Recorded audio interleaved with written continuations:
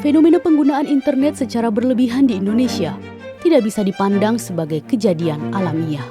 Rata-rata screen time penduduk Indonesia mencapai sekitar 7 jam per hari, angka yang nyaris setara dengan jam kerja penuh. Ditambah lagi, jumlah pengguna ponsel pintar melonjak drastis dari kurang dari 60 juta pada 2015 menjadi lebih dari 180 juta pada 2023.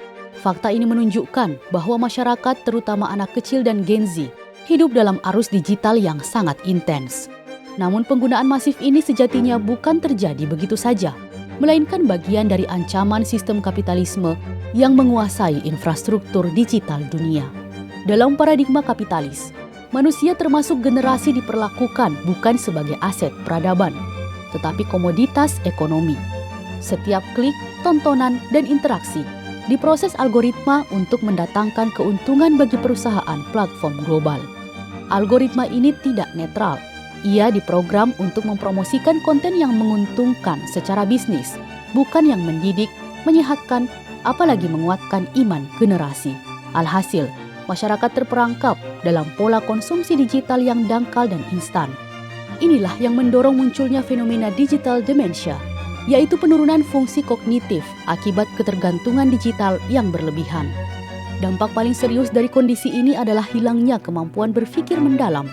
Padahal berpikir mendalam adalah kunci bagi generasi untuk menemukan identitas dirinya sebagai Muslim, sekaligus memahami persoalan kehidupan secara menyeluruh.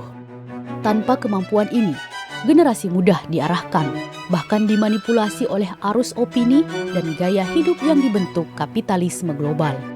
Untuk menyelamatkan generasi, hegemoni digital kapitalistik ini harus diakhiri. Tidak ada jalan lain kecuali melepaskan pengaruh negara-negara kapitalis atas negeri-negeri Muslim. Solusi hakikinya hanya dapat diwujudkan dengan tegaknya khilafah Islam yang akan membangun infrastruktur digital mandiri, bersumber pada paradigma Islam dan menempatkan generasi sebagai aset peradaban, bukan objek industri digital.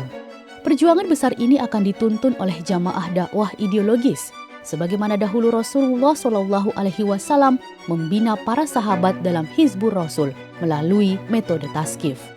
Melalui pembinaan Islam ini, generasi akan diarahkan untuk berpikir ideologis, memahami Islam secara menyeluruh, menemukan kembali jati dirinya sebagai Muslim pewaris risalah Islam, dan menyadari bahwa mereka bukan diciptakan untuk menjadi produk industri digital, tetapi pelopor perubahan peradaban.